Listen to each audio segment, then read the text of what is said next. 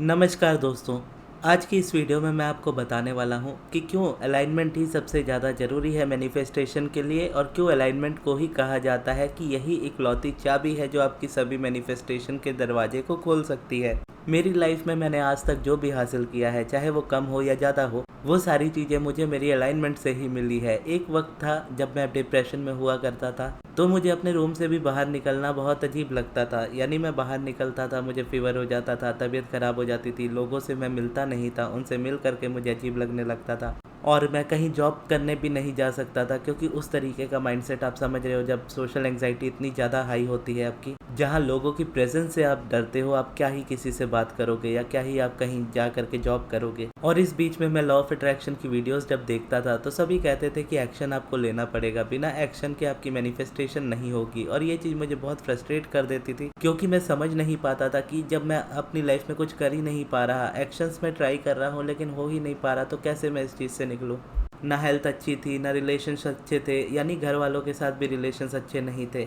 हर किसी से ऑलमोस्ट आप समझ लो झगड़ा ही होता था। उसके बाद हेल्थ पूरी तरह से ख़राब थी, करियर था नहीं और मनी लाइफ में ज़ीरो। जब अपने अराउंड लोगों को देखता था, मैं अपने फ्रेंड्स को देखता था जो लोग मेरे साथ स्कूल या कॉलेजेस में होते थे, वो सब अपनी लाइफ में सक्सेसफुल हो चुके थे। और वो एक्चुअल में देखा जाए तो मुझसे एज में भी छोटे हैं मोस्टली मेरे सभी फ्रेंड्स। क्योंकि एक तो मैं 9th में, वैसे मेरा बैक लगा था, आपको पता है कि 9th में मैं जानबूझ के फेल हुआ था। और उससे पहले तक तो मैं और भी सोशल नहीं था, यानी वो फेल होने के बाद वाली जो क्लास थी मेरी, वो क्लास में ही मेरे सभी दोस्त हैं। उससे पहले का कोई भी मेरे दोस्त नहीं है, क्योंकि मैं एक वियर्ड टाइप का स्टूडेंट था जो क्लास में एकदम अकेले रहना पसंद करता था, एकदम कोने में जा करके बैठना, और किसी के साथ बनती नहीं थी मेरी। बहुत रेयरली ही ऐसी होती थी कि कोई फ्रेंड है मेरा। तो फिर ऐसे देखता था मैं कि सभी सक्सेसफुल हो रहे हैं अपनी लाइफ में, सभी की जॉब लग चुकी है, सभी ने अपनी एजुकेशन कंप्लीट कर ली है, और मैं देखता था कि मैं ड्रॉप आउट हूँ अपनी लाइफ में, यानी कॉलेज भी मैंने छोड़ दिया। लाइफ में जो भी करना चाहा, हर एक चीज़ में मुझे फेलियर ही मिली। क्यों मेरी लाइफ इतनी ज़्यादा हार्ड है? क्यों नहीं मैं एक सिंपल सी लाइफ जी सकता, जहाँ मेरे पसंद का करियर हो, मेरे पसंद के पैसे हो, मेरे पसंद का रिलेशन हो, मेरे पसंद की हेल्थ हो। इस तरह से लाइफ में एंट्री हुई मेरी अब्राहम हिक्स की। जब अब्राहम हिक्स मेरी लाइफ में आए तो उनकी book ask and it is given सबसे पहले मुझे मिली। वो भी मेरे बर्थडे पर मेरी बहन ने मुझे गिफ्ट की थी, क्योंकि मेरे पास तो इतने पैसे होते नहीं थे कि मैं अपने आप से बुक खरीद पाऊँ। और ये 2021 की बात है, यानी 2021 के 15 अप्रैल को मेरे को, यानी मेरी बहन ने वो बुक गिफ्ट की थी, ask and it is given, जिसको मैंने पढ़ना बहुत बाद में स्टार्ट किया था। 2021 के एंड में मैंने शायद उसको पढ़ना स्टार्ट किया था, या 2022 के स्टार्टिंग में किया था। इतना मुझे याद है कि मई में मैंने उसको फॉलो करना स्टार्ट किया था 2022 में। फिर वहाँ से मुझे अलाइनमेंट के बारे में पता चला कि अलाइनमेंट कितनी ज़्यादा इंपॉर्टेंट होती है। अब कहने को ये चीज़ें शब्द है, लेकिन मैंने अपनी लाइफ में ये चीज़ें एक्सपीरियंस की है, तभी मैं इसके बारे में इतनी बात करता हूँ, तभी मैं इतनी कॉन्फिडेंटली बोलता हूँ कि अलाइनमेंट ही सब कुछ है, क्योंकि मुझे मेरी लाइफ में सारी चीज़ें अलाइनमेंट से मिली है। तो जब मैंने पहली बार ask and it is given पढ़नी स्टार्ट की थी, उस किताब को खोला था, तो उसकी जो हेडिंग है, यानी जो बुक का कवर पेज होता है, उस पर लिखा है ask and it is given learning to manifest your desires. तो वो किताब जब मैंने अपने हाथों में पकड़ी उसको पढ़ने से पहले, तो मेरे मन में एक ही जवाब था, या समझ लो कि एक ही सेंटेंस था जो मैंने रिपीट किया था, वो मुझे अभी तक याद है। क्योंकि मैं लाइफ में बहुत ज़्यादा फेलियर हो चुका था, बहुत ज़्यादा टूट चुका था, आप समझ लो बहुत फ्रस्ट्रेट हो चुका था, कुछ भी मेरे लिए वर्क नहीं कर रहा था। तो वो बुक को देखते हुए मैंने कहा था ये किताब मेरी आखिरी होप है। अगर इस किताब से मेरी लाइफ में कुछ नहीं हुआ तो इसके बाद ज़िंदगी में कभी भी कुछ नहीं होगा। इसके अलावा मैं कोई दूसरी किताब पढ़ूंगा भी नहीं, सब कुछ छोड़ दूंगा। और फिर जब वो किताब मैंने पढ़नी स्टार्ट की, तो उस किताब ने सारी चीज़ें वैसे ही छुड़ा दी। यानी अभी मैं जिस माइंडसेट में आगे बढ़ रहा हूँ, लेट गो या सरेंडर में, उस समय ये चीज़ मेरी लाइफ में आई थी, जहाँ पर सारी चीज़ें अब्राहम ने मुझे छोड़ने को कही थी। ऑब्वियसली छोड़ने को उन्होंने डायरेक्टली नहीं कहा था, क्योंकि वो ऐसे टीचर नहीं है कि जो आपको बोले कि आप ये करो या आप वो करो। वो जस्ट आपको एक गाइडेंस देते हैं, आपके डिसीजंस आपके लाइफ के अपने होते हैं। तो उनकी टीचिंग से समझ में आने लगा मुझे कि लाइफ में मैंने सब कुछ ट्राई किया, टेक्निक्स ट्राई की, प्रोसेस ट्राई किया, लॉ ऑफ अट्रैक्शन में ग्रेटिट्यूड फॉलो किया, हर तरह की टेक्निक्स की, लेकिन कुछ भी वर्क नहीं किया। और ये जो अब्राहम की टीचिंग थी ये टोटली डिफरेंट थी। अलाइनमेंट ये वर्ड ही मैंने ज़िंदगी में पहली बार सुना था। एक क्वेश्चन की तरह चैप्टर 2 या चैप्टर 3 या चैप्टर 1 में, मुझे एग्जैक्टली याद नहीं है, उसमें ये लाइन लिखी थी कि आप जो चाहते हो आपकी लाइफ में हो, अगर वो चीज़ आपकी लाइफ में नहीं है इस वक्त, तो उसका क्या रीज़न है? क्या आप उस चीज़ के लायक नहीं हो, या आप में इतनी पावर नहीं है, या आपने एग्जैक्टली इतने पावरफुली मांगा नहीं है उस चीज़ को। जैसे हम कहते हैं ना, मांगोगे तो मिलेगा, तो क्या आपने मांगा ही नहीं है उस चीज़ को, या आप जो चाहते हो वो चीज़ किसी और को आपकी यानी उसकी लाइफ में किसी और को वो चीज़ मिल चुकी है, तो अब आपको नहीं मिल सकती। तो एक क्वेश्चन के तौर पे अब्राहम ने हमारी तरफ से कहा था कि हम किस तरीके के क्वेश्चंस रखते हैं, यानी मैं, आप जो वीडियो देख रहे हो, एक नॉर्मल माइंडसेट कैसा होता है कि मेरी लाइफ में कोई कमी है या मुझ में कोई कमी है या मैं क्यों नहीं कर पा रहा, मैं एक फेलियर इंसान हूँ, मुझसे कुछ नहीं होता, मेरी किस्मत में नहीं है, फेट या डेस्टिनी मेरे अगेंस्ट है, मेरी लाइफ में कुछ अच्छा नहीं हो सकता है। जितने भी रीजंस है ना, आप समझ लो कि सारे फेक है। इकलौता रीजन अब्राहम ने बोला था कि इकलौता रीजन है कि अगर आपकी लाइफ में आप जो चाहते हो वो आपकी लाइफ में इस वक्त नहीं है, इसका मतलब ये है कि आपकी वाइब्रेशन आपकी उस डिजायर से टोटली अपोजिट है। यानी अगर आप चाहते हो कि आपकी लाइफ में कोई चीज आपकी लाइफ में मैनिफेस्ट हो, तो उसके लिए आपको अपनी वाइब्रेशन को मैनिफेस्टेशन की वाइब्रेशन से मैच करना होगा। अभी रिसेंटली अगर आपने मेरी सारी वीडियोस देखी है, तो एक वीडियो में मैंने एक रेडियो के एग्जांपल से ये चीज़ आपको बताई थी कि रेडियो क्या होता है। रेडियो में जब हम गाने सुनते हैं तो रेडियो की अपनी फ्रीक्वेंसीज है चैनल को लेकर के। अगर आपको गाने सुनने हैं तो आपको कोई ट्यून इन करना होगा किसी चैनल पे, तब जा करके आप अपना गाना सुन सकते हो। मान लीजिए कोई आपका फेवरेट गाना आ रहा है 92.7 FM पे, तो 92.7 पे ही आप ट्यून इन करोगे तो आपको वो गाना सुनाई देगा। उसको एक पॉइंट भी ऊपर कर दोगे तो आपको वो चीज़ सुनाई नहीं देगी। सेम आप इसको कॉन्टैक्ट नंबर से भी देख सकते हो कि मेरा एक अपना नंबर है, आपका एक पर्सनल नंबर है, कॉन्टैक्ट फ़ोन नंबर। अगर आपको मुझे कांटेक्ट करना हो या मुझे आपको कांटेक्ट करना हो, तो हमें एक दूसरे का नंबर जो है वो सही मिलाना पड़ेगा। एक भी नंबर अगर हम यहाँ वहाँ करते हैं या थोड़ा भी गलत करते हैं तो नंबर किसी और को लगेगा या वो रॉन्ग नंबर हो जाएगा बेसिकली। तो वही है कि अलाइनमेंट का मतलब क्या है कि आप जो चाहते हो उस वाली वाइब्रेशन में आप हो, ये आपकी अलाइनमेंट है। यानी आप चाहते हो कि 92.7 पे आपका फेवरेट गाना बज रहा है, आपको वो सुनना है, आप 92.7 FM पे ट्यून इन करके बैठे हो, ये अलाइनमेंट है। इसके अलावा बाकी सारी चीज़ें रेजिस्टेंस है। आप 1% भी इधर उधर होते हो तो वो भी रेजिस्टेंस है। 1% का मतलब अब आप यहाँ पे ऐसे मत देखिएगा कि अगर आपकी लाइफ में थोड़ी सी भी नेगेटिविटी आ गई तो मैनिफेस्टेशन नहीं होगा। ऐसा नहीं होता है, क्योंकि नेगेटिविटी पॉजिटिविटी दोनों ही आपकी लाइफ का हिस्सा है। इसको आप ऐसे देख सकते हो कि 100% का एक बार है, 100% में आपकी 80% नेगेटिविटी है, 20% आपकी पॉजिटिविटी है। तो ऐसे में क्या है कि आप रेजिस्टेंस में हो, क्योंकि नेगेटिविटी ज़्यादा हावी है आपके ऊपर। तो नेगेटिविटी हावी है तो नेगेटिव वाली ही चीज़ें आपकी लाइफ में मैनिफेस्ट होगी। अब आपको क्या करना है, इस नेगेटिविटी वाले मीटर को घटाना है और अलाइनमेंट वाले मीटर को बढ़ाना है, पॉजिटिविटी वाले मीटर को। जब आप ये करने लगोगे तो एक टाइम आएगा 50-50 वाली सिचुएशन में होंगे, जहाँ पर आप अलाइनमेंट में आधे हो, आधे आप रेजिस्टेंस में हो, आधे आप पॉजिटिव हो, आधे आप नेगेटिव हो। अब वहाँ से 1% भी शिफ्ट होता है कि मान लीजिए नेगेटिविटी 51% हो गई और पॉजिटिविटी 49, तो आपकी लाइफ ज़्यादातर रेजिस्टेंस वाली होगी। लेकिन वहीं अगर आप 51% अलाइनमेंट कर देते हो और 49% आपकी रेजिस्टेंस बचती है, तो भी आपकी लाइफ बहुत बेटर होनी स्टार्ट हो जाती है। अब यूनिवर्स की ये खासियत है कि वो 100% में नहीं है, वो इनफाइनाइट है। यानी आपकी लाइफ अभी जैसी है उससे कई ज़्यादा ख़राब हो सकती है। आपको लगता है कि इससे ज़्यादा क्या ख़राब होगा, उससे कई ज़्यादा वो ख़राब हो सकती है जितना आपने सोचा भी नहीं था। उसके ठीक अपोजिट अलाइनमेंट भी वैसी ही है या उससे कहीं ज़्यादा बेहतर है। एक टाइम पे तो आप बोलोगे नेगेटिविटी एट द एंड क्या करती है, आपकी लाइफ को एंड कर देती है, उससे ज़्यादा वो आपकी लाइफ में क्या कर लेगी। लेकिन अलाइनमेंट पे जब आप होते हो तो अलाइनमेंट पे आप इसको इनफाइनाइट देख सकते हो कि आप कितना भी पॉजिटिविटी अपने अंदर ग्रो कर सकते हो। तो इस चीज़ को समझाते हुए कहा था अब्राहम ने कि अब आपको लाइफ में सिर्फ इकलौती चीज़ करनी है, आपको अपनी लाइफ में रेजिस्टेंस को थोड़ा थोड़ा करके डेली बेसिस पे आपको रिमूव करते जाना है।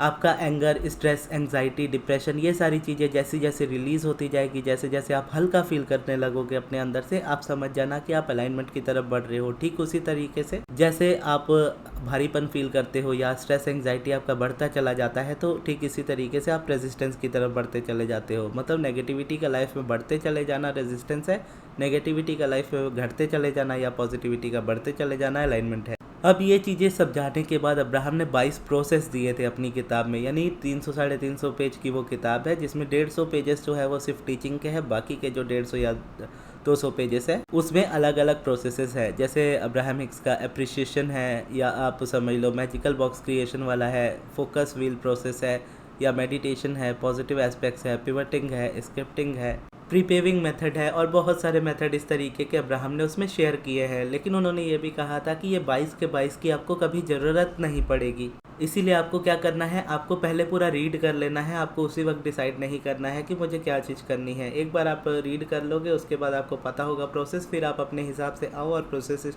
करना स्टार्ट कर दो। तो उसके बाद मैंने ठीक उसी तरीके से किया, बुक को पूरा रीड किया। उसके बाद जैसा अब्राहम ने कहा था कि कुछ प्रोसेस इसमें ऐसे होंगे जो आप कभी कभार यूज़ करोगे, कुछ ऐसे होंगे जो आप कभी नहीं यूज़ करोगे, उसकी ज़रूरत भी नहीं पड़ेगी, कुछ ऐसे होंगे जो आपकी लाइफ का हिस्सा बन जाएंगे। और उन्होंने इमोशनल गाइडेंस स्केल के हिसाब से बताया था, जो कि आने वाली क्लासेस में, यानी इस महीने जो मैं क्लासेस स्टार्ट कर रहा हूँ 12 तारीख से, उसमें मैं आपको इमोशनल गाइडेंस स्किल सिखाने वाला हूँ। तो अगर आप क्लासेस में आओगे तो मैं आपको और बेटर तरीके से इसको समझा पाऊंगा। और इस बार क्लासेस की फ़ीस भी 11 है और 2 टाइमिंग है, 2 बजे का भी है, दोपहर का 2 से 3 और रात का 9:30 से 10:30। तो जो टाइम आपको सूटेबल लगता है आप उस हिसाब से अपना ज्वाइन कर सकते हो। और यहाँ पे क्या है कि ये क्लासेस मैनिफेस्टेशन को लेकर के नहीं है, सिर्फ और सिर्फ अलाइनमेंट को लेकर के है। यहाँ पे मैं बात भी अलाइनमेंट की करूँगा, आपको सिखाऊंगा भी अलाइनमेंट ही, और मोस्टली मैं आपको लेट गो सिखाऊंगा, क्योंकि यहीं से मेरी लाइफ की शुरुआत हुई थी। मैंने अपने किसी भी रीज़न से, आप समझ लो, मैंने इस चीज़ को ब्रेक किया, ये चीज़ मुझसे छूटी, तो मेरी लाइफ में रेजिस्टेंस आई। अब मैं वापस से उसी चीज़ को फॉलो कर रहा हूँ। तो ऐसे में जब वो प्रोसेसेस मैंने करने स्टार्ट किए, जैसे आपको पता है कि फिर मेडिटेशन मेरी लाइफ का हिस्सा बन गया, जो जैसा अब्राहम ने कहा था कि इसमें से एक ऐसा प्रोसेस होगा जो आप डेली बेसिस पे करोगे। एक पॉजिटिव एस्पेक्ट्स होगा जिसको मैंने रेगुलर बेसिस पे किया है। अभी आप समझ लो कभी कभार वाला प्रोसेस हो गया है वो मेरे लिए। और भी बहुत सारे थे कभी कभार वाले, जैसे अप्रिशिएशन है, या मैजिकल क्रिएशन बॉक्स है, या turning it to the manager है, जिसमें मैं आपको बोलता हूँ कि हाँ, एक साइड आप पेज लो, पेज के सेंटर में एक लाइन खींचो, एक साइड लिखो कि ये चीज़ें मैं करूँगा, एक साइड आप लिखोगे कि ये चीज़ें मैं चाहता हूँ यूनिवर्स मेरे लिए करे। तो एक आधे बार मैंने ये सारी चीज़ें की है, उसके अलावा मुझे ज़रूरत नहीं पड़ी है इन चीज़ों की। मोस्टली जो चीज़ है वो आपको अपने हिसाब से मिल जाती है। और ये भी आपको इमोशनल गाइडेंस स्केल के हिसाब से पता चलता है कि आप इस वक्त किस वाइब्रेशन में हो, जिस वाइब्रेशन में हो आप, उस तरीके से आप यहाँ पे अपनी वाइब्रेशन को इम्प्रूव कर सकते हो एक प्रोसेस के साथ। अगर आपकी रेजिस्टेंस बहुत ज़्यादा है तो आप पीछे से स्टार्ट करोगे, यानी 22 number process, 21 number process, 20 number process, जो आपको एक बार में हिट करे। यानी जब आप रीड करोगे एक बार में, जैसा अब्राहम ने कहा था कि आप पहले रीड कर लो, फिर आप डिसाइड करो कि कौन सा करना है। तो उन्होंने ये चीज़ इसलिए कही थी कि आप रीड करोगे तो आप समझ जाओगे आप किस वाइब्रेशन में हो। तो उस समय मैं ऐसी वाइब्रेशन में था जहाँ पे मुझे समझ में आ गया कि हाँ, मैं मेडिटेशन तो कर सकता हूँ, लेकिन अभी मुझे थोड़ा सा टाइम देना पड़ेगा उस चीज़ में। तो फिर डॉक्टर के पास मैं गया था, साइकेट्रिस्ट के पास। तो उस समय मेरे डिप्रेशन की मेडिसिन स्टार्ट हुई थी। मैंने कुछ भी स्टार्ट नहीं किया था, यानी एक्शंस मैं नहीं ले रहा था। मैं रेवती दीदी की वीडियो सुनता था, अपनी बुक पढ़ता था ask and it is given, और पूरे दिन भर मैं सोता रहता था। फिर उसके बाद मेडिटेशन करते करते ऑलमोस्ट 2-3 हफ्ते हुए थे, फिर मैंने मेडिटेशन करना स्टार्ट किया था। यानी मेडिसिन स्टार्ट होने के 2-3 हफ्ते बाद मैंने मेडिटेशन करना स्टार्ट किया था, जब मुझे लगा था कि मैं अब रेडी हूँ इसके लिए। फिर उसके 3 महीने बाद की बात है, यानी जब मैंने मेडिटेशन स्टार्ट कर दिया तो उसके बाद मैं डॉक्टर के पास कभी नहीं गया, और ना ही मुझे ज़रूरत पड़ी। और उसके 3 महीने बाद क्या हुआ, मेरी सोशल एंग्जाइटी पूरी तरह से ख़त्म हो गई, डिप्रेशन पूरी तरह से ख़त्म हो गया। मुझे अभी भी याद है, अब 2022 का ही टाइम था, अगस्त में, 15 अगस्त को मैं अपने फ्रेंड्स के साथ मूवी देखने गया था। उस समय कार्तिकेय 2 मूवी लगी थी, जो साउथ की एक मूवी थी। और उसमें भी देखो, लकीली आप समझ लो, कोइंसिडेंटली आप उसमें देखोगे तो वो श्री कृष्ण जी की स्टोरी है, जिनके साथ मेरा बाद में बहुत ज़्यादा कनेक्शन जुड़ गया थ्रू जगन्नाथ जी। तो इससे पहले ऐसा होता था कि मैं भीड़ देख करके बीमार हो जाता था। भले मेरे अराउंड कोई ना भी हो, लेकिन अपने अराउंड, यानी मेरे साथ कोई ना भी हो, लेकिन अपने अराउंड अगर बहुत भीड़ देखूँ तो मैं बीमार हो जाता था। लेकिन उस दिन मैं मॉल में गया था, 15 अगस्त का दिन था, और इन जनरल 15 अगस्त हमारे लिए नेशनल हॉलीडे होता है, तो उस दिन सबकी छुट्टी होती है, तो वो मॉल वगैरह सब भरे होते हैं। तो उस दिन बहुत ज़्यादा भीड़ थी, लेकिन मैं बिल्कुल भी डिस्कम्फर्ट नहीं हुआ उस जगह पे। मूवी देखी, एंजॉय किया, अपने घर आया। अपने वीडियोज़ में बनाता था, उस समय मैंने स्टार्ट नहीं किया था अर्निंग करना। और यहाँ पे आप समझ लो सोशल एंग्जाइटी वगैरह ये सारी चीज़ें ख़त्म हो गई थी। अब उसके बाद था ग्रोथ वाली बारी, यानी ये पहले 3 महीने में ये चीज़ हुई। और अगले 3 महीने में क्या हुआ कि अगले 3 महीने आप नवंबर तक का समय समझ लो, मई से स्टार्ट किया, अगस्त में वो मूवी लगी। अगस्त में मुझे समझ में आ गया कि हाँ, मैं डिप्रेशन से अब मुक्त हो चुका हूँ। और उसके बाद नवंबर के टाइम पे मैंने दिवाली के अराउंड वो बुक खरीदी थी, money and the law of attraction. फिर उस बुक को पढ़ा, उस बुक से मैंने पॉजिटिव एस्पेक्ट्स के बारे में और अच्छे से सीखा, जो कि अब्राहम के 22 प्रोसेसेस में से एक था। लेकिन उस समय जैसा अब्राहम ने बोला था कि आपको तभी करना है जब आप रेडी हो इसके लिए, या जब आप पढ़ोगे तो आपको खुद समझ में आ जाएगा कि कैसे आपको करना है। और हो सके तो आप बोलोगे तो मैं क्लासेस में आपको अब्राहम के 22 प्रोसेस भी बता दूंगा, जिससे आप अपने लिए भी डिसाइड कर सको कि आपको क्या करना है। तो इसको भी हम ऐड कर ही देते हैं कि आपको मैं डेली बेसिस पे बता दिया करूंगा क्लासेस में। तो पॉजिटिव एस्पेक्ट्स का अब्राहम ने, आप समझ लो, ask and it is given में बहुत अच्छे से लिखा था, लेकिन उस समय मैंने उसको नहीं फॉलो किया, क्योंकि मैं उस वाइब्रेशन में नहीं था कि पॉजिटिव एस्पेक्ट्स को फॉलो करूँ उस समय। तो उस समय क्या हुआ कि उस समय मैं अपना ये बुक जब पढ़नी स्टार्ट की, money and the law of attraction, इसमें जब मैंने पढ़ा तब मैंने जाना कि हाँ मुझे एक्चुअल में क्यों करना है। इससे रिलेटेड एक किताब भी है जो कि मैंने कभी पढ़ी नहीं है, लेकिन उसका टाइटल ही उस किताब को पूरा डिफाइन कर देता है। उस किताब का नाम है स्टार्टिंग विथ वाई, यानी क्यों से शुरुआत होती है हर चीज़ की, कि कोई चीज़ आपको क्यों करनी है, जब तक वो क्यों नहीं क्लियर होता है तब तक आप नहीं कर सकते उस चीज़ को। तो जब मैंने अब्राहम के थ्रू सीखा पॉजिटिव एस्पेक्ट्स क्यों करते हैं, कैसे करते हैं, क्या इसके बेनिफिट्स हैं, तो मैं कन्विंस हो गया उस प्रोसेस को करने के लिए, उस वाइब्रेशन में मैं आ गया। फिर जब मैंने उसको परफॉर्म किया, उसको लिखा, उसके ठीक अगले दिन मेरा चैनल मोनेटाइज के लिए चला गया, जो 1 हफ्ते के अंदर मोनेटाइज भी हो गया। जो कि 1 हफ्ते के बाद, यानी 1 हफ्ता टाइम और लगना था मेरे कैलकुलेशंस के हिसाब से उसका क्राइटेरिया कंप्लीट होने में, लेकिन वो 1 दिन में कंप्लीट हो गया और इमीडिएटली मैंने उसको सबमिट कर दिया और चैनल मोनेटाइज के लिए होकर के आ गया। ये आप समझ लो कि मेरी पहली मैनिफेस्टेशन थी। दूसरी ये थी कि मुझे सब्लिमिनल का आइडिया आया, जो इसका मैंने क्वेश्चन पूछा कि ये मेरे मन का ख्याल है या ये जेन्युइनली एक इम्पल्स है, तो यूनिवर्स ने उसको आंसर किया कि हाँ ये इम्पल्स है, तुम ये चीज़ से अपनी अर्निंग की स्टार्टिंग करो, यानी अपने मनी कमाना स्टार्ट करो। फिर मैंने अनाउंसमेंट की थी उस समय सब्लिमिनल की, और सब्लिमिनल का प्राइस उस समय होता था 500 रुपीज़। और पहला ऑर्डर जब मुझे आया था सब्लिमिनल का, तो लाइफ में पहली बार मुझे किसी ने 500 रुपये भेजे थे मेरी कमाई के, जहाँ पे मैं बोल सकता हूँ कि हाँ मैंने अपनी मेहनत करके या अपने दम पे ये पैसे कमाए हैं। 500 अमाउंट बहुत बड़ा नहीं होता, लेकिन मेरे लिए वो बहुत ज़्यादा बड़ा था, क्योंकि मैंने कभी अपनी लाइफ में ऑनलाइन जैसे सोचा था कि इस तरीके से भी लाइफ में पैसे आ सकते हैं, जो कि मेरे अराउंड कोई कभी बिलीव नहीं करता था। तो वो 500 का अमाउंट सिर्फ अमाउंट नहीं रह गया उस जगह पे, वो मेरा पूरा इमोशन जुड़ गया उस चीज़ से कि मेरे पास ये चीज़ आ गई, यानी मैं सक्सेसफुल हो गया। वो 500 रुपये देख करके ही मैंने ये मान लिया कि मैं सक्सेसफुल हो गया, क्योंकि एक नोट आया है तो और भी आएंगे, एक बार पैसे आए हैं तो और भी आएंगे। उसके बाद मैं जस्ट अपना कंटिन्यू करने लगा, और एक टाइम ऐसा आया कि मेरे पास ऑर्डर्स बहुत ज़्यादा होने लगे, और ऑर्डर्स इतने ज़्यादा होने लगे कि मैं संभाल नहीं पा रहा था। नवंबर की ही बात है, फिर दिसंबर में आप समझ लो ऐसा हो गया कि बहुत भारी पड़ गई है सारी चीज़ें, मुझसे संभाली नहीं जा रही थी। तो फिर उसके बाद जनवरी फरवरी जैसे मैंने निकाला, उसके बाद मार्च में मैं पहली बार पूरी गया था 2023 में। और वहाँ जा कर के मंदिर में जब मैं गया तो नरसिम्हा जी के भी मंदिर में हम गए थे। तो नरसिम्हा जी के जो पंडित थे वहाँ पे, तो उन्होंने खुद ही हमारी पूजा की, और पूजा के लिए हमसे उन्होंने पूछा नहीं कि हमारी लाइफ में हमें क्या चाहिए, उन्होंने जस्ट करियर की ही बात की कि तुम क्या करते हो। तो मैंने कहा कि मैं अपना यूट्यूब करता हूँ। तो उन्होंने उस हिसाब से पूजा की कि मुझे सक्सेस मिले मेरे करियर में। और दूसरा, जब अमृत की बारी आई, अमृत मेरे साथ गया था, उस समय वो मेरा मैनेजर नहीं था, जस्ट फ्रेंड था, यानी बेस्ट फ्रेंड। तो वही मुझे लेकर के गया था पहली बार पूरी, क्योंकि वो मुझसे पहले जा चुका था, मैं पहली बार जा रहा था। उस समय उसकी भी जॉब नहीं थी, तो वहाँ से उसने कहा था, जब उससे पूछा गया कि तुम क्या करते हो, तो उसने कहा कि मेरी जॉब नहीं है। तो कहा कि तुम्हें भी मिल जाएगी बहुत अच्छी जॉब। और पंडित जी ने उससे दक्षिणा भी नहीं ली थी, मुझसे ली थी लेकिन उससे नहीं ली थी। फिर जब हम वहाँ से वापस आए, तो वापस आने के बाद क्या हुआ, 1 अप्रैल से अमृत मेरे साथ जुड़ा एज अ मैनेजर। उसके बाद यानी इनकम मेरी बहुत अच्छी हो चुकी थी, लेकिन क्योंकि मुझे पता नहीं चलता था कि इतने सारे लोग थे, तो मैं क्या करता था, ऑर्डर एक्सेप्ट करता था, ऑर्डर यानी सब्लिमिनल बना करके भेज देता था।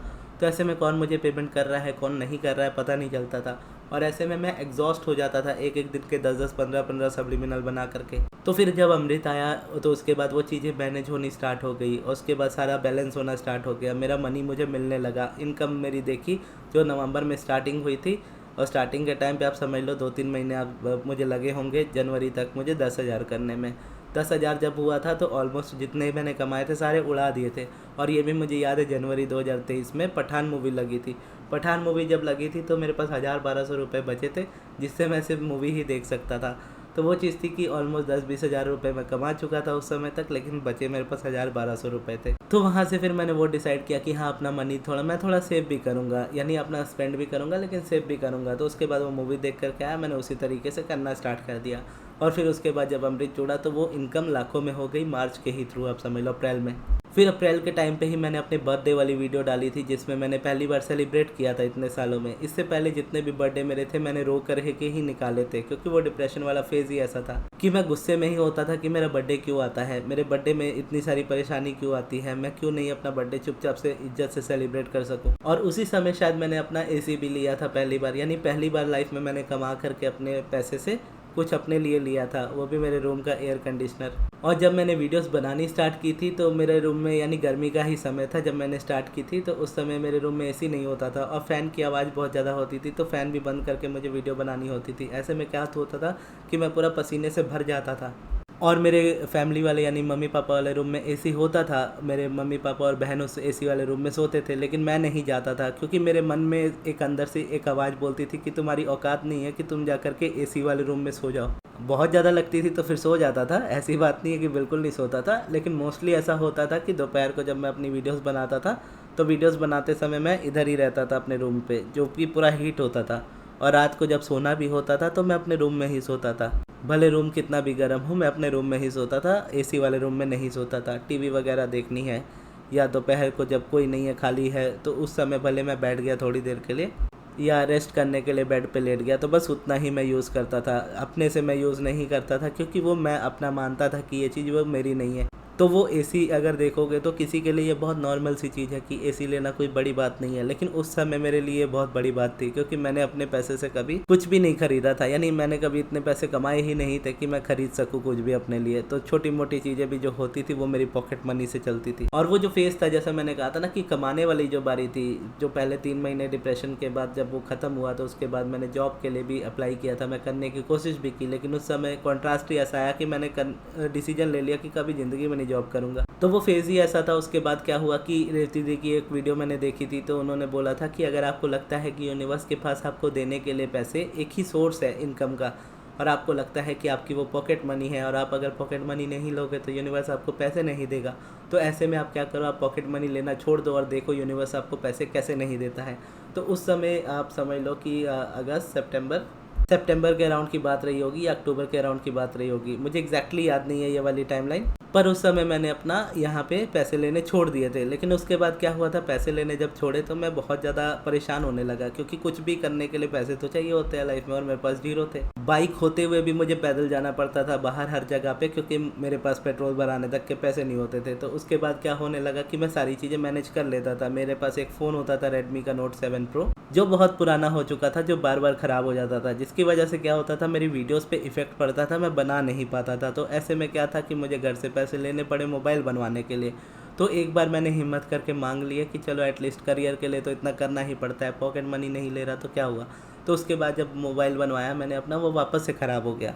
तो फिर वापस से जब ख़राब हो गया तो फिर बहुत मुश्किल से मैंने एट दी एंड जा कर के वो मांगा पैसा, और उसके बाद जाके मैंने अपना फ़ोन बनवाया। फिर मैं अपना कंटेंट क्रिएशन में वापस लग गया, और जब मैंने उसको बनाया तो उसके बाद मैंने ये डिसाइड कर लिया कि अब मुझे पैसे अपने खुद के कमाने हैं, क्योंकि वो अंदर से वो चीज़ आ गई थी कि मैं एटलीस्ट अपनी लाइफ को इतना ना ख़राब करूँ कि मेरे पास इतने पैसे भी ना हो कि मैं अपना मोबाइल तक रिपेयर ना करा सकूँ, उसके लिए भी मुझे डिपेंड होना पड़े किसी पे। फिर उस समय दिवाली आ गई थी, मुझे याद है दिवाली के टाइम पे फिर मैंने पटाखे खरीदने के लिए पैसे ले लिए थे घर से, और उसके बाद 1000 रुपीज़ मुझे मिले थे, जिससे मैंने किताब खरीदी थी money and the law of attraction 350 रुपये की, और बाकी मैंने पटाखे खरीदे थे। ये लास्ट था, आप समझ लो कि जब मैंने घर से पैसे लिए होंगे। इसके बाद तब से लेकर के आज तक मैंने कभी भी अपने घर से पैसे नहीं लिए हैं, क्योंकि एक तड़प थी अंदर से इंडिपेंडेंट इंसान बनने की, वो मैं बन गया। तो वो किताब आई, दिवाली मैंने एंजॉय की, सेलिब्रेट किया। उसके बाद किताब पढ़नी स्टार्ट की। किताब पढ़ते पढ़ते फिर जब वो कंप्लीट हुई तो गुरु नानक जयंती थी, शायद गुरु नानक जयंती ही थी। उस समय मैं अपनी ये फॉलो करना स्टार्ट कर दिया, यानी गुरु नानक जयंती वाले दिन ही आप समझ लो कि मेरा चैनल मोनेटाइज के लिए गया था, और उसी दिन मेरा सब्लिमिनल का आइडिया आया था, उसी दिन ऑर्डर भी आया था। तो फिर उसके बाद मैं आगे बढ़ने लगा, अपनी लाइफ में ग्रोथ करने लगा, और मनी मेरी लाइफ में एक एक करके बढ़ने लगा, और तब से लेकर के आज तक वो इसी तरीके से चल रहा है। लेकिन बीच में ऐसा हुआ कि हाँ, ये 2023 वाली टाइमलाइन है। तो पहले था 2023 में, जैसे मैंने बोला कि मैं पहले पुरी गया था मार्च में, और उसके बाद मुझे गोवा जाना था, यानी गोवा मुझे नवंबर में जाना था। और नवंबर के टाइम पे मेरे पास उतने पैसे नहीं थे, क्योंकि स्टार्टिंग ही की थी उस समय पैसे कमाने की। तो गोवा जब जा रहे हो तो आप ऑब्वियसली आपको ज़्यादा पैसे रखने पड़ते हैं। तो फिर जब मेरी इनकम लाखों में हो गई तो उसके बाद जून के टाइम पे मैंने क्लासेस लेनी स्टार्ट की थी। पहली क्लास मेरी जून में स्टार्ट हुई थी। तो उस समय था कि एक 7 बजे वाला बैच होता था, एक 9 बजे वाला बैच होता था। और पहले आप समझ लो कि पहला महीना जो मैंने स्टार्ट किया था उसके 11 प्राइस होता था क्लासेस का, और 2 टाइम की क्लास, जैसे मैंने बोला 7 बजे की थी, 7 से 8, एक 9 से 10। तो वो जैसे स्टार्ट हुआ तो वो महीने की जो मेरी इनकम थी ऑलमोस्ट 2.5 लाख से भी ऊपर थी। तो ऐसे में क्या था कि मेरे पास बहुत ज़्यादा पैसे थे अपने ट्रैवल को करने के लिए। तो फिर मैंने पहली बार अपना ट्रैवल किया था दूर जा कर के, यानी अपने फ्रेंड अमृत के साथ मैं गया था फ़्लाइट में बैठ कर के। मेरी और अमृत दोनों की ही फर्स्ट फ़्लाइट थी, और वो पूरी ट्रिप मैंने खुद ही स्पॉन्सर की थी, यानी फ़्लाइट्स की जितनी भी टिकट्स जितनी भी जगह पे लगी वो सारी मैंने स्पॉन्सर की थी।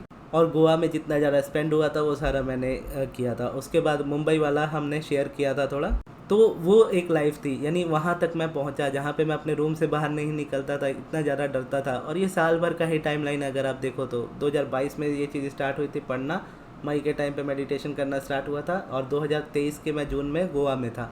और घर के पास से मैं निकल के दुकान तक नहीं जाता था, और मैं फ़्लाइट में बैठ करके अपने फ्रेंड के साथ गोवा घूम करके आया था। और उसके बाद मैं मुंबई भी गया था उसी ट्रिप में, जबकि ट्रिप हमारी गोवा की थी, वो मुंबई का ट्रिप जो था वो अनप्लैन्ड था टोटली, क्योंकि गोवा हमने बहुत जल्दी कवर कर लिया था। और उस समय हमें रथ यात्रा पे जाना था, यानी रथ यात्रा के टाइम पे उस समय ऐसा होता था कि भीड़ से मैं थोड़ा घबराता था, कि भीड़ में मैं कभी गया नहीं था, तो भीड़ मुझे पसंद नहीं थी उस समय उतनी।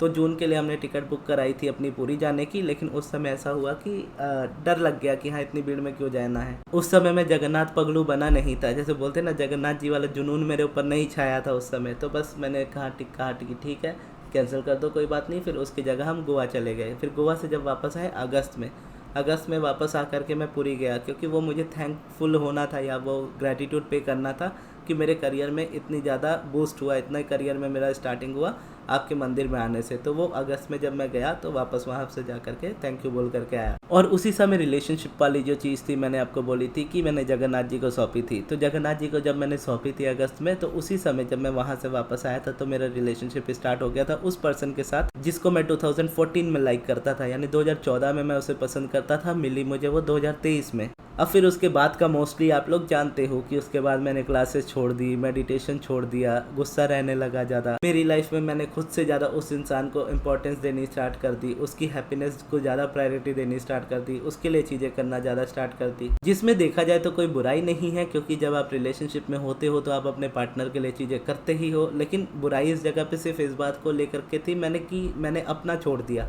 और उस समय ऐसा मैं मैग्नेट था कि मेरे अराउंड हर कोई रहना चाहता था। एक तो वाइब्रेशनली मैं इतना ज़्यादा अलाइन था, दूसरा मेरे पास एज अ मनी मैं बहुत ज़्यादा स्ट्रांग हो चुका था। और 2020 के टाइम पे जब मैंने स्टार्टिंग की थी, यानी एक कॉल सेंटर में जॉब मैंने स्टार्ट की थी, और उस समय लॉकडाउन की वजह से वो जॉब मुझे छोड़नी पड़ी थी, या बोलो छूट गई थी। तो उस समय वहाँ की इनकम होती थी मेरी 5,000 रुपये मेरी इनकम थी सैलरी, जो कि वो भी पूरी नहीं देते थे। अगर आप प्राइवेट सेक्टर में काम करते हो कॉल सेंटर जैसी जगह पे, तो आपको पता होगा कि वो आपकी पेमेंट को लेकर के आपको कितना परेशान करते हैं।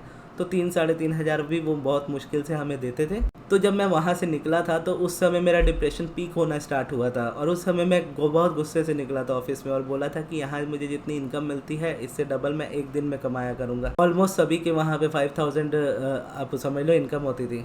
तो मेरे माइंड में ये आ गया था कि मैं मंथली 1,00,000 रुपए से ऊपर कमाया करूँगा डेली। ये लोग जितने मुझे महीने में अप्रोच बोलते हैं, यानी बोलते हैं कि महीने में हम आपको इतना देंगे और देते भी नहीं हैं, उतना मैं एक दिन में कमाया करूँगा। और वो हुआ भी। एक दिन में 5,000 क्या, एक दिन में मैंने 25-30 हज़ार रुपये भी अपनी लाइफ में कमाए। फिर उस तरीके से लाइफ आगे बढ़ती चली गई। फिर 2024 में वो चीज़ आई और धीरे धीरे कम होती गई, समझ में नहीं आ रहा था। यानी स्टार्टिंग में तो आप समझ लो मैं इग्नोर ही कर रहा था इन सारी चीज़ों को। फ्रेंड सर्कल मेरा थोड़ा बिगड़ गया था, आप समझ लो कि ऐसे फ्रेंड्स हो गए थे जो मेरे अराउंड सिर्फ इसलिए रहना चाहते थे क्योंकि मैं सक्सेसफुल हूँ अपनी लाइफ में, या मेरे थ्रू उनका कुछ पर्सनल बेनिफिट है अपनी लाइफ में। फिर ऐसे करते करते 2025 आया, सब कुछ अच्छा चल रहा था, अचानक से सब कुछ ब्रेकअप हो गया मेरा। उसके बाद पूरा साल मेरा उसी तरीके से निकला, खुद को संभालने में निकला। जनवरी के एंड के टाइम पे ही मुझे समझ में आ गया था कि कुछ तो गड़बड़ है यहाँ पे, इस जगह पे, कि मैंने कुछ उस जगह पे किया नहीं था। यानी मैं ऐसा नहीं बोल सकता कि मैंने कुछ किया हो जहाँ मुझे पता हो कि हाँ मेरी गलती है इस रिलेशनशिप में, लेकिन अचानक से चीज़ें इस तरीके से बनी जो मैंने बिल्कुल एक्सपेक्ट नहीं की थी। कि आप ये एक्सपेक्ट करते हो ना कि अगर आपने कुछ गलती की है तो सामने वाला पर्सन आपको छोड़ देता है, या आपसे दूर चला जाता है, या आपको ब्लॉक कर देता है। मेरे साथ ये टोटली अनएक्सपेक्टेड हो गया था। और एसपी के मैनिफेस्टेशन को लेकर के अगर आप देखो तो मैंने कभी एसपी मैनिफेस्ट किया नहीं है, क्योंकि ये एसपी जो भी मेरी लाइफ में मैनिफेस्ट हुई थी, ये भी मैंने जगन्नाथ जी को बोला था कि आपके ऊपर है, आप संभालो, आप जो दोगे आप मैं एक्सेप्ट करूँगा, आप नहीं भी दोगे मैं एक्सेप्ट करूँगा, दोनों में कंप्लेन नहीं करूँगा।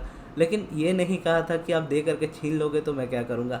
तो ऐसे में स्टार्टिंग में तो मैं बहुत गुस्सा हुआ, जगन्नाथ जी से भी बहुत गुस्सा हुआ, अब्राहम से भी मैं दूर हो गया, वीडियोस भी मैंने बनानी बहुत कम कर दी। तो ऐसे में धीरे धीरे, लेकिन स्टिल मैं गुस्सा में भी, अगर मैं गुस्से भी था तो स्टिल मैं जगन्नाथ मंदिर 2025 में भी 4 बार गया, गुस्से में भी गया लेकिन 4 बार गया, कि मैं गुस्सा तो हूँ लेकिन आऊँगा ज़रूर। तो मार्च में गया, जून में गया, उसके बाद आप समझ लो सितंबर में गया, और उसके बाद दिसंबर में गया। तो इस बीच में जो थी मेरी फ्रेंडशिप्स में बहुत ज़्यादा प्रॉब्लम्स आई, बहुत ज़्यादा आप समझ लो नेगेटिविटी आई, और उसके बाद मेरी इनकम में बहुत ज़्यादा नेगेटिविटी आई, आप समझ लो सारी चीज़ें ख़त्म होने लगी। अभी जा कर के थोड़ी थोड़ी मैं बोल सकता हूँ, एकदम थोड़ी, कि जहाँ पर वो ग्रोथ होनी स्टार्ट हुई है, जहाँ पर मुझे लगने लगा है कि हाँ अब मैं वापस से रिवर्स मार करके आगे की तरफ जाने की कोशिश कर रहा हूँ, या आगे की तरफ बढ़ रहा हूँ। मोमेंटम स्लो है, अभी फास्ट नहीं हुआ है और इसके लिए हम कुछ कर भी नहीं सकते। ये होना ही है, आने वाले टाइम पे भी फास्ट हो जाएगा, लेकिन यहाँ पे मुझे इतना सोचने की ज़रूरत नहीं है, क्योंकि मुझे बस पाथ को फॉलो करना है, चीज़ें खुद ब खुद आएंगी। फिर उसके बाद ये चीज़ भी हुई ना कि जब मैंने क्लासेस करना स्टार्ट किया तो क्लासेस में उस तरीके का रिस्पांस नहीं मिला जैसा मुझे पहले होता था। यानी पहले की क्लासेस ऐसा होता था कि मुझे रोकना पड़ता था लोगों को कि 40-50 लोग हो रहे हैं, इतने लोगों को मैं सिखाऊंगा कैसे। तो ऐसे में क्या होता था, क्लासेस की फ़ीस भी होती थी 2100 रुपये, 2500 तक मैंने हाईएस्ट फीस रखी है। उसमें भी 40-50 लोग आते थे और मैं ऑलमोस्ट 30-40 लोगों को रखता था और बाकी का या तो मैं सेपरेट कर देता था या तो मैं ग्रुप बनाता ही नहीं था, अगले महीने के लिए रख लेता था। और फिर ऐसा होने लगा कि 3-4 लोग आ रहे हैं, 5-6 लोग आ रहे हैं और उसके बाद वो लोग भी क्लास में नहीं आ रहे हैं। तो वो चीज़ मुझे बहुत फ्रस्ट्रेशन देती है कि यहाँ पर अगर मैं अपनी लाइफ में कर रहा हूँ कुछ, आपको दे रहा हूँ कुछ, तो ऐसे में मैं बदले में आपसे पैसे ले रहा हूँ, तो पैसे दे रहा हूँ आपसे, तो आपको मुझे टाइम देना है। अब आप अगर क्लास में ही नहीं आओगे तो मैं आपको टाइम कैसे दूंगा। अब हो सकता है दुनिया इस चीज़ में खुश हो कि मुझे पैसे मिल रहे हैं और मुझे काम नहीं करना पड़ रहा, लेकिन मेरी ये कमिटमेंट है कि मुझे ये चीज़ अच्छी नहीं लगती है कि जहाँ पे मैं वैल्यू दे रहा हूँ या जहाँ पे मैं पैसे ले रहा हूँ तो मुझे वैल्यू देनी है। तो फिर मैंने जेन्युइनली सोचा था कि मैं इस मंथ वाली क्लासेस ना लूँ, इस मंथ से मैं क्लासेस छोड़ दूँ, लेकिन फिर मैंने सोचा कि वापस से जब मैंने इतनी इसको स्टार्ट किया है तो मैं वापस से छोड़ूँ क्यों। जगन्नाथ जी से मैंने पूछा कि इसका आप आंसर करो, तो फिर जगन्नाथ जी ने मुझे इसका आंसर किया कि सिलेबस का आपका चेंज होना ज़रूरी है। यहाँ पे तुम अब वही करोगे कि जो तुम कर रहे हो एक्चुअल अपनी लाइफ में, लेट गो। तुम्हें मैनिफेस्टेशन पे बात ही नहीं करनी चाहिए उसके लिए, यानी मैनिफेस्टेशन का टॉपिक अब पूरी तरह से तुम छोड़ दो। तुमने हमेशा अलाइनमेंट से अचीव किया है तो अब भी अलाइनमेंट की ही बात करो। तो वहाँ से वो चीज़ आई कि हाँ, मैं क्लासेस में आपको मेडिटेशन कराऊंगा और सिर्फ अलाइनमेंट की बात करूँगा, लेट गो की बात करूँगा, सरेंडर की बात करूँगा। जहाँ पर मुझे भले स्टूडेंट्स कम मिले लेकिन उसी तरह के स्टूडेंट्स मिलेंगे जिस तरीके के मैं चाहता हूँ, जिनकी लाइफ में एक्चुअल में मैं इम्पैक्ट दे सकूँ। इसीलिए मैं इतना ओपनली बोल भी रहा हूँ कि अगर आप इस मंथ वाली क्लासेस में आओगे तो तभी आना जब आप रेडी हो सारी चीज़ें छोड़ने के लिए, लेट गो करने के लिए, सभी मैनिफेस्टेशन के प्रोसेस छोड़ने के लिए। क्योंकि इस क्लासेस में मैं आपको कुछ भी नहीं अलाउ करूँगा सिवाय मेडिटेशन के। इवन मैं आपको सब्लिमिनल भी अलाउ नहीं करूँगा कि आप सुनो। तो इस तरीके से फिर ये चीज़ आई कि हाँ, मैंने फीस भी कम कर दी, जो कि मुझे ये भी इंट्यूटिवली गाइडेड था कि हाँ मैं फ़ीस कम करूँ, तब जा कर के मैंने इसको किया, क्योंकि यहाँ पे मुझे पता है कि उतना टाइम मुझे इस जगह पे देना नहीं पड़ेगा। तो ये चीज़ें इस तरीके से स्टार्ट हो गई और वापस मैंने कंटिन्यू रखा, क्लासेस को 2 टाइम कर लिया। और उसके बाद जैसी मेरी इच्छा थी, यानी मैं चाहता था कि इस बार मैं 2 दिन के लिए नहीं 3 दिन के लिए पूरी जाऊँ। मेरी टिकट्स ऑलरेडी 2 दिन की हो रखी है, रूम की भी, होटल की भी, यानी होटल रूम की और ट्रेन की। लेकिन उसके बाद मैंने क्या किया, वापस से सेम होटल में 1 दिन एक्स्ट्रा बुकिंग की और उसके अलावा 1 दिन पहले की अपनी बस की बुकिंग की, क्योंकि ट्रेन की तो इमीडिएटली अब इतनी जल्दी होगी नहीं, तो मैंने बस की बुकिंग की। तो फाइनली आप समझ लो ये मैनिफेस्टेशन भी मेरी पूरी हुई कि जहाँ पे मैं 2 की जगह अब 3 दिन पूरी पे रुकूंगा। और उसके बाद जब मैं यहाँ पे आऊँगा वापस, तो पूरी से आने के बाद मैं यहाँ से क्लासेस स्टार्ट करूँगा 12 तारीख से। 8 तारीख तक मैं घर आ जाऊँगा और 8 तारीख के आने के बाद वह 1-2 दिन तो ऐसे ही मुझे होश में आने में लगता है कि हाँ गगन, तुम अब पुरी में नहीं हो, तुम अब जमशेदपुर अपने शहर आ चुके हो, अपने घर आ चुके हो, तो अभी होश में आओ। जैसे CID वाला मीम चलता ना, होश में आओ अभिजीत, वही सीन होता है कि मुझे 2-3 दिन लगते हैं मोमेंटम में आने के, होश में आने के लिए कि मैं घर आ गया हूँ। तो वहाँ से लेकर के यहाँ तक एक चीज़ जो लाइफ में बहुत अच्छी हुई है कि जगन्नाथ जी का साथ कभी नहीं छूटा। मैं उनसे गुस्सा हुआ लेकिन उन्होंने मुझे मनाया। जैसे अगस्त के टाइम पे जब मैं गया, यानी जुलाई के टाइम पे या जून के टाइम पे जब रथ यात्रा थी, तो रथ यात्रा में मुझे दर्शन नहीं हुए थे। तो मैं बहुत गुस्सा हुआ था जगन्नाथ जी से। तो उसके बाद मैंने बोला था कि मैं आऊँगा ही नहीं। तो एक तरीके से ऐसा होता ना कि जिद पकड़ तू, क्या तेरा बाप भी आएगा, तो उस तरीके की जगन्नाथ जी ने जिद पकड़ी थी। फिर सितंबर में मैं अपने पेरेंट्स के साथ पहली बार गया था। और अगर आप जगन्नाथ टेम्पल गए हो तो आपको पता होगा कि आप कॉरिडोर में उनको देखते हो, यानी एक लंबा सा कॉरिडोर है, कॉरिडोर के एकदम एंड में जगन्नाथ जी, सुभद्रा जी और बलभद्रा जी हैं और आप उनको दूर से ही देखते हो, निकल लेते हो। लेकिन कॉरिडोर बहुत कम समय के लिए खुलता है और जब वो खुलता है तब आप उनके सामने जा सकते हो, एकदम नज़दीक, आमने सामने। तो पहली बार ऐसा हुआ था कि जब मैं पेरेंट्स के साथ गया तो उनके आमने सामने मैं था, यानी जगन्नाथ जी को सामने से देखा और मेरे मम्मी पापा ने भी उनको सामने से देखा। फिर हम बाहर आए, हमें महाप्रसाद भी मिला उस समय, वो भी मैंने लाइफ में पहली बार खाया था। फिर उसके बाद दिसंबर में मुझे जाना था और उस समय मेरा ऐसा था कि दिसंबर में मैं एक बार पूरी हो आऊँ, उसके बाद मैं अपना कंसिस्टेंसी स्टार्ट करूँगा। तो कंसिस्टेंसी मुझसे बन नहीं पा रही थी, मैं बार बार बीमार हो रहा था, जिम मुझे स्टार्ट कर दिया था, जिम जा नहीं पा रहा था। पूरी से आने के बाद भी ये चीज़ चलती रही और उसके बाद ऐसा हुआ कि मैंने जगन्नाथ जी को बोला था कि मैं दिसंबर में कभी पूरी नहीं गया हूँ, ठंड के टाइम पे मुझे जाना है। अब वो समय में भी बहुत परेशानी हुई थी, ठंड में बुकिंग तो करा ली थी। अब रात के 6 बजे की ट्रेन थी शाम की, जो कि ऑलमोस्ट हमेशा लेट होती है, तो 9-10 बजे तक ही आती है, लेकिन उस दिन वो आई सुबह 4 बजे। तो इतनी फ्रस्ट्रेशन हुई, तो गुस्सा अलग से आया। तो एक तो मुझे वो सोलो ट्रिप करनी थी, तो किसी रीज़न से मेरा फ्रेंड मेरे साथ गया वहाँ पे, तो हम दोनों घूम करके आए। और उसके बाद जब मैं वापस आया तो वापस से मार्च में मैं अपने फ्रेंड के साथ फिर से पुरी गया, फ्रेंड और उसकी फैमिली के साथ। और उसके बाद अभी मैं फिर से मार्च में मैंने उनको बोला था, यानी ये जो रिसेंटली के कुछ एक्सपीरियंसेस हुए जो मैंने रोबोटिक एफर्मेशन से रिलेटेड आपसे शेयर किए थे, तो इसमें मेरे दिमाग का दही हो गया। तो ऐसे में मैंने बोला कि जगन्नाथ जी देखो, मेरे हर 3 महीने में पुरी जाना होता ही है और 2-3 महीने में मैं तड़पने लगता हूँ। तो ऐसे में क्या है, मार्च में मैं गया हूँ और अब रथ यात्रा है जुलाई में, तो यहाँ पे फेज़ जो बन रहा है वो 4 महीने का है। तो इस बीच में मैं यहाँ पे क्या करूँगा, एटलीस्ट मुझे एक राउंड आप बुला लो पूरी। तो उन्होंने फिर मई में मुझे बुला लिया, और इससे पहले अगर मैं बोलूँ तो मैं कभी मई में नहीं गया हूँ पूरी। और अभी अक्षय तृतीया के टाइम से आप बोलो रथ बनने स्टार्ट हुए हैं जगन्नाथ जी के, तो मैंने रथ को चलते हुए देखा है, क्योंकि रथ यात्रा में मैं गया था। रथ यात्रा के बाद यानी अगस्त में जब मैं गया था, तो रथ यात्रा जून जुलाई में होती है, तो अगस्त में था। तो अगस्त में ऐसा होता है कि रथ खुल रहे होते हैं, तो मैंने खुलता रथ देखा है, चलता रथ देखा है, लेकिन रथ को बनते हुए नहीं देखा है। तो इस बार वो भी पूरा हो जाएगा कि मैं रथ को बनते हुए देखूंगा। तो चीज़ें ऐसा नहीं है कि लाइफ में मैनिफेस्ट नहीं हो रही है, अगर आप देखोगे तो मैनिफेस्ट सब कुछ हो रहा है। बस आप समझ लो कि मैंने बहुत डिटेल में कभी शेयर नहीं किया है, या आप बोलो शेयर किया भी है तो लोग इस चीज़ को इतनी इंपॉर्टेंस नहीं देते हैं। यानी इंपॉर्टेंस उनको क्या है कि एसपी तुम्हारी लाइफ में होना चाहिए, तुम्हारे पास कार होनी चाहिए, तुम्हारे पास इतना पैसा होना चाहिए, तुम्हारी बॉडी फिट होनी चाहिए, उनके अकॉर्डिंग जो उनको लगता है। अगर तुम छोटे हो हाइट में तो तुम्हारी हाइट लंबी होनी चाहिए, तुम्हारे अगर स्किन डार्क है तो तुम्हारी स्किन गोरी होनी चाहिए। भले तुमको उससे यानी अपने को उससे कोई फ़र्क नहीं पड़ता कि मेरी हाइट छोटी हो या लंबी हो, या मैं गोरा हूँ या काला हूँ, लेकिन सामने वाले को ये देख करके बहुत फ़र्क पड़ता है। और ये भी एक रीज़न है कि मैं मैनिफेस्टेशन कम्युनिटी से बहुत दूर रहना पसंद करता हूँ। मुझे ये कम्युनिटी एक्चुअल में बिल्कुल नहीं पसंद है, बहुत टॉक्सिक टाइप की मुझे कम्युनिटी ये लगती है। और ये मेरी पर्सनल चॉइस है, इसको आप पर्सनली अपने दिल पे मत लीजिएगा। क्यों? क्योंकि यहाँ पे मैं कभी किसी को जज नहीं करता ये बोल करके कि आप अपनी लाइफ में क्या मैनिफेस्ट कर रहे हो। लेकिन जब सामने से कोई मुझे बोलता है ना कि आप क्यों नहीं कर रहे हो, आप तो ये सारी चीज़ें कर सकते हो, आप तो बोलते हो अलाइनमेंट वर्क करती है, तो मुझे करनी ही नहीं है, तो मैं क्यों करूं? मैं सारी चीज़ें एक साथ छोड़ने के लिए तैयार हूं। क्या आप हो? अगर मैं आपको बोलूं कि आप भी सब कुछ छोड़ दो, तो आप क्या छोड़ दोगे? लेकिन वो आपकी पर्सनल चॉइस होती है ना। तो उसी तरीके से ये पर्सनल चॉइस है मेरी कि मुझे नहीं पसंद आती ये सारी चीज़ें। मैं करने की भी कोशिश करता हूँ तो मुझसे नहीं होती है। जैसे वो जॉब वाली बात है कि मैंने हमेशा से डिसाइड किया था कि मुझे लॉन्ग टर्म में जॉब नहीं करनी है।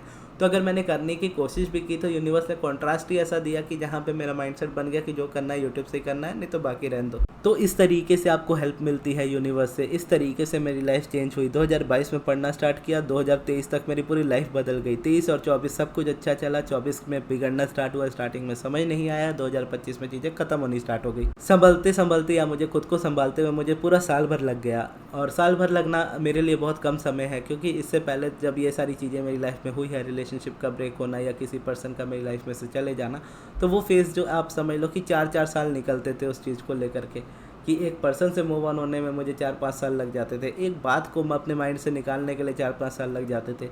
तो एक साल में अगर मैं उस चीज़ से निकल गया, उस बारे में आपसे पॉजिटिवली बात कर पा रहा हूँ उस पर्सन को बिना कुछ कहे, तो मेरे लिए ये अलाइनमेंट ही है। और जैसा आपको पता है दिसंबर से मैंने स्टार्ट किया है मैनिफेस्टेशन, या आप समझ लो मेडिटेशन रेगुलर करना, वीडियोस रेगुलरली बनाना। तो ऐसे में लोगों को नहीं दिखता, लेकिन मुझे पर्सनली पता है कि मेरी लाइफ में कितने चेंज आए हैं, मेंटली मैं कितना बेटर हुआ हूँ, फिजिकली मैं कितना बेटर हुआ है। 14 केजीज़ मैंने लॉस्ट किया है पहली बार अपनी लाइफ में। इससे पहले ऑलमोस्ट मैंने 10 किलो 2 बार लूज़ किया है, लेकिन इस बार मैंने 14 केजीज़ लूज़ किया है। और अभी मैं डाइट पे उतना स्ट्रिक्टली नहीं हूँ, लेकिन स्टिल मैं उतने ही वेट पे हूँ। तो वो भी कमिटमेंट है कि हाँ, जब जगन्नाथपुरी से मैं वापस आ जाऊँगा तो मैं वापस से अपनी डाइट को और अच्छे से इम्प्रूव करके वर्कआउट करूँगा। 14 केजीज़ लूज़ किया, उसके बाद क्लासेस वापस से स्टार्ट कर दी, कुछ मिस्टेक्स लाइफ में की तो उसको भी सुधार लिया। किसी चीज़ के पीछे या किसी इंसान के पीछे मैं वापस से भागने की कोशिश कर रहा था, तो जगन्नाथ जी ने मुझे वापस से रियलाइजेशन दिलाया कि चाहे कोई इंसान कितना ही अच्छा क्यों ना, आप कितने ही पसंद क्यों ना उसको करो, तुम उसके पीछे नहीं भागोगे। अपने स्टैंडर्ड को मेंटेन करो कि भाई तुम गगन यूनिवर्स हो, तुम कोई ऐसे वैसे इंसान नहीं हो कि किसी के भी पीछे भाग जाओ। चाहे वो मान लो कोई एक्ट्रेस ही क्यों ना हो या कोई हीरोइन ही क्यों ना हो, कुछ कितनी भी सुंदर लड़की क्यों ना हो, तुम क्यों भागोगे किसी के पीछे, क्योंकि तुम गगन यूनिवर्स हो।